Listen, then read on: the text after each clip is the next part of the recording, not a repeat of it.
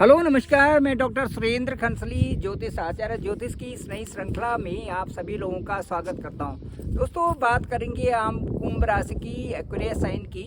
ये जो 30 साल के बाद जो शनि का अभी गोचर चल रहा है, सैटर्न जो ट्रांजिट है सेकेंड हाउस में चंद्र कुंडली के हिसाब से और चंद्र लग्न के हिसाब से यदि हम लेते हैं तो जो कुंभ राशि है, जो एक्वेरियस साइन है, उनके ठीक सेकंड हाउस में इस समय शनि गोचर होने जा रहे हैं, चल रहे हैं सेकंड हाउस में। ठीक 29 मार्च 2025 से ये सेकंड हाउस में प्रविष्ट कर जाएंगे। वहाँ पर शुक्र भी है और राहु भी है, बहुत अच्छी बात है। लेकिन जो सेकंड हाउस जो होता है वो हमारा वाणी का होता है, वो हमारा स्पीच का होता है। स्पीच में बहुत सोच समझ करके बोलना, यहाँ तक कि अपने आप में भी जो मंथन चल रहा है उसको भी बहुत सोच समझ करके चलने की आवश्यकता होती है। जो हमारे मन के विचार, जो मन चलता रहता है, रात दिन चलता रहता है, उसको भी बहुत ठहराव की ज़रूरत यहाँ पर होगी, क्योंकि वो सेकंड हाउस है, वो स्पीच का हाउस है, वो हमारा सोचने का हाउस है, वो हमारा कुटुंब का हाउस है, वो हमारा धन इन्वेस्टमेंट का हाउस वही है। इसलिए ये जो यहाँ पर जो है बड़ी ही निगरानी देखने की ज़रूरत होगी, निगरानी की ज़रूरत होगी आपके सेकंड हाउस में, क्योंकि यहाँ पर जो सैटर्न का गोचर होने जा रहा है 2.5 ईयर्स के लिए, आफ्टर 30 ईयर्स, ये आप बहुत ज़बरदस्त देखने लायक होगा। और इसका जो भी अध्ययन करना है आपको ही, कुंभ राशि वालों को ही करना है। कुंभ राशि जो एक्वेरियस साइन है, इनके लॉर्ड सैटर्न ही है। सैटर्न का गोचर कुंभ राशि में बहुत अच्छा माना जाता है, लेकिन चंद्रमा के ऊपर जब चंद्रमा के ऊपर जब शनि का गोचर होता है तो बहुत सारी समस्याएं भी होती हैं, जो कि आपके साथ में, कुंभ राशि वालों के साथ में पिछले 2.5 साल में रही हुई है। ये समस्याएं, सारी समस्याएं रही हुई है, इसमें कोई भी संदेह की बात नहीं है। लेकिन अब जो उतरती हुई सड़िस आती है, जहाँ एक तरफ आपको धन के लिए अच्छा है, जहाँ पर धन आपका इन्वेस्टमेंट करने के लिए अच्छा है, कहीं पर रुका हुआ धन है वो आपके पास वापस आ सकता है।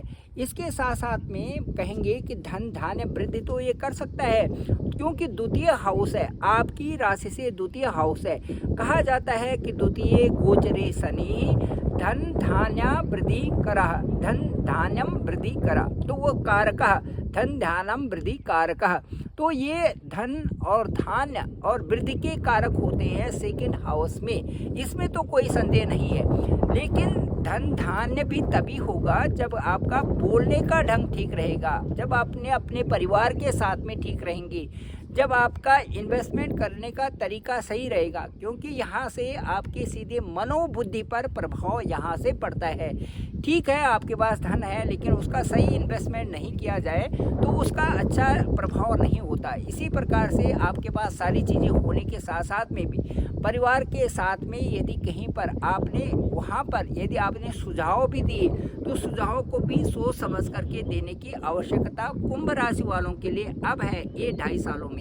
इसीलिए अपना जो आपका स्तर है उसको अच्छा बनाने के लिए आपको विशेष रूप से अपनी जो बोलने की जो चीज़ें हैं, जो आप बोलते हैं, जो आप एडवाइस करते हैं, या जो आप परिवार में बैठ करके जिन चीज़ों को आप समझते हैं, उनको बहुत ध्यानपूर्वक से बोलने की आवश्यकता है। कहीं पर भी आप कोई समझाने की बात कहते हैं, उसका भी गलत असर कहीं पर हो सकता है, क्योंकि हो सकता है कि आप अपने हिसाब से ठीक भी कह रहे हों और वहाँ पर गलत भी हो सकता है। इन चीज़ों को ध्यान में रखने की आवश्यकता है। दूसरा, जो सेकंड हाउस में जहाँ पर सैटर्न है, वहाँ से ठीक देखें तो 8th हाउस पर दृष्टि, वहाँ पे सीधे 8th हाउस पर जो 8वां स्थान है वहाँ पर दृष्टि होगी। हेल्थ से संबंधित भी इश्यूज आपके साथ में छोटे मोटे हो सकते हैं, जैसे कि आप मेहनत करते जा रहे हैं लेकिन अपने शरीर का ध्यान नहीं दे रहे हैं। ये भी साथ साथ में आपके पास सारी चीज़ें होने के बावजूद भी आपकी अच्छी डाइट नहीं है, ये भी। इसके साथ साथ में हेल्थ इश्यूज़ में जैसे कि आपकी बोन्स हैं या आपका आराम है वो आपको ठीक ढंग से ना होना, स्ट्रेस रहना किसी न किसी तरह से, इन चीज़ों का ध्यान में रखना पड़ेगा कुंभ राशि वालों को, एक्वेरियस साइन को, जो 2025 के बाद जो आपका ये साढ़े साथी का टाइम चल रहा है इसमें। क्योंकि ठीक 29 मार्च 2025 को सैटर्न का जो ट्रांजिट है आपके ठीक सेकंड हाउस में होने जा रहा है। यहाँ पर से ईएनटी से संबंधित और साथ साथ में थोड़ी स्ट्रेस, थोड़ा जो बोलने का ढंग है और कई सारी चीज़ों में व्यवधान की स्थिति भी यहाँ पर हो सकती है।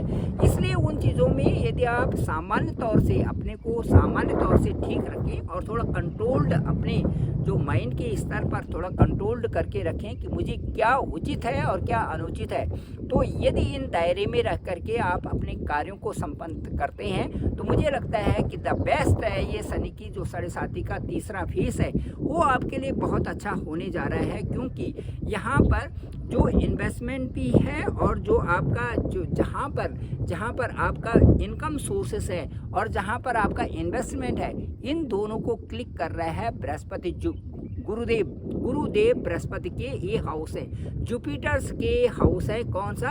आपके इनकम सोर्सेस का और आपके जो इन्वेस्टमेंट का है, इन्वेस्टमेंट पैटर्न का जहाँ पर है, इन दोनों को जो जुपिटर्स उनके लॉर्ड हैं। जुपिटर्स लॉर्ड होने के अलावा भी जहाँ पर शनि का गोचर हो रहा है आपकी राशि से सेकंड हाउस में, वहाँ पर भी वो जुपिटर्स का ओन प्लेस है। इसलिए ये पॉजिटिविटी रखते हुए ये तो ज़रूर कहा जा सकता है कि इस जो 2.5 साल आपका जो ढैया बचा हुआ है इसमें आपकी आर्थिक संपन्नता आपको आएगी।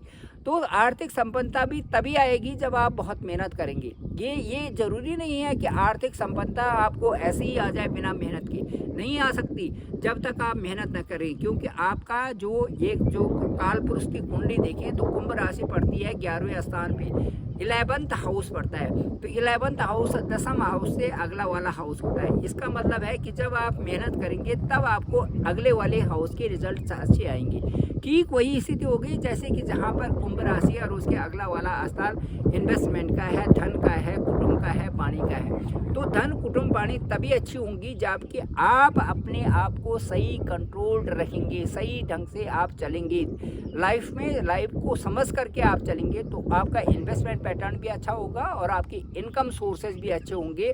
आपके अपने कर्म के हिसाब से आपके अपने जितने भी आप चंचलता आपको नहीं रखनी है। क्योंकि सेकंड हाउस में जहाँ पर सूर्य भी रहेंगे, शुक्र भी हैं अभी 31 मई तक, वहाँ पर और भी ग्रह हैं, तो उसमें चंचलता का कोई प्रश्न नहीं है। यदि चंचलता की तो आपको स्वयं उसी समय से उसके रिजल्ट्स आने शुरू हो जाएंगे।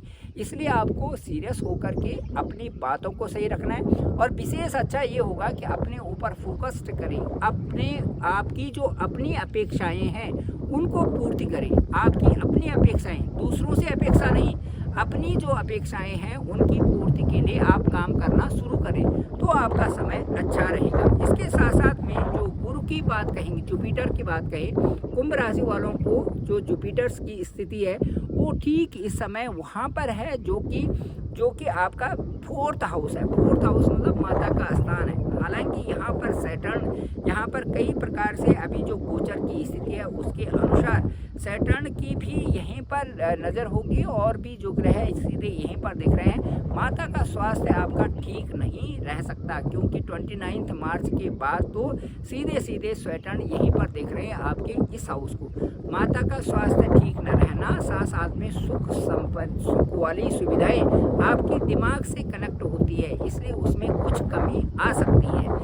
अब वहाँ पर गुरुदेव बृहस्पति तो है, मई तक तो है, लेकिन उसके बावजूद भी ये देखना पड़ेगा कि सैटर्न की दृष्टि भी है और कई सारी और भी चीज़ें जो वहाँ पर जो है आपको डिस्टर्ब कर सकती है। इसके अलावा मैं ये देखता हूँ कि आपका लक और आपका 4th हाउस जो है ये दोनों के दोनों एक दूसरे से को रिलेटेड हैं। इसलिए आपका लक तभी अच्छा बनेगा जबकि आपके कर्म, जबकि आपकी दृष्टि, जबकि आपके कार्य अच्छे होंगे। इस तरफ भी आपका बहुत अच्छा एक अच्छी तरह से आप उस तरफ को एक बहुत अच्छी रीच बना सकते हैं जो कि आप सोच रहे हैं, और वो यदि सही ढंग से आप सोच रहे हैं और उन कार्यों का अनुपालन करते हैं तो वो आपको बहुत आगे तक ले जा सकते हैं।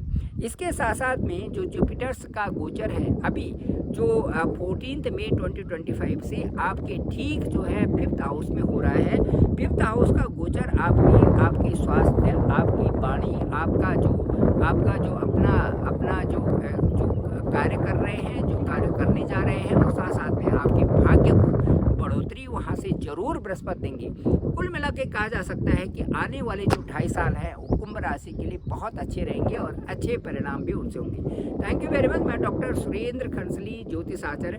डिस्क्रिप्शन में मेरा नंबर है 9868280191। आप मुझे डायरेक्ट कॉल कर सकते हैं, मैं आपका कॉल पे करूँगा।